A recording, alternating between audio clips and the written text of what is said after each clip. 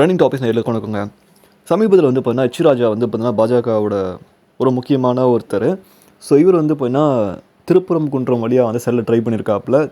தலைவிருட்சம் சொல்லக்கூடிய அந்த அமைந்துள்ள அந்த பகுதியை செல்ல முயற்சி பண்ணியிருக்காப்புல. முயற்சி பண்ணும்போது வந்து பார்த்தீங்கன்னா அங்கே போலீஸ் வந்து பிடிச்சி அரெஸ்ட் பண்ணுறானுங்க. எதுக்கு அரெஸ்ட் பண்ணுறானுங்க பார்த்து எனக்கு சிரிப்பாகுது. என்ன சார் சும்மா போகிற வரவங்களாம் அரெஸ்ட் பண்ணிட்டு இருக்கீங்க, நீங்கள் ஏன் சார் இந்த பக்கமே வந்துட்டு இருக்கீங்க அப்படின்னு சொல்லிட்டு அவங்க கேட்க, இவர் சொல்லுவார், நீங்கள் வந்து விடுதலை சிறுத்தை கட்சி வந்து தீவிரவாதி கட்சி, அவர் வந்து தேசிய விரோத கட்சி, அவங்கள வந்து நீங்கள் அரெஸ்ட் பண்ணுங்கள், அவங்களாம் ஒன்றும் பண்ண மாட்டீங்க, எங்கெல்லாம் பார்த்தோன்னே போட்டு பொலன்னு பொழக்கிறீங்க.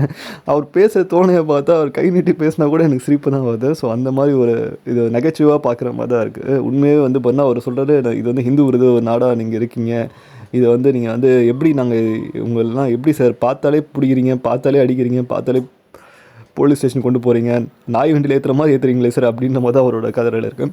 ஸோ இதெல்லாம் பார்க்கும்போது நகைச்சுவாக வந்து கன்ஃபார்மாக வந்து இருக்கும் எல்லாருக்குமே. ஏன்னா மதத்தின் பேரில் ஒருத்தங்க அரசியல் பண்ணும்போது மற்ற மக்கள் பார்க்கும்போது அது வந்து சிரிப்பாக தான் இருக்கும்.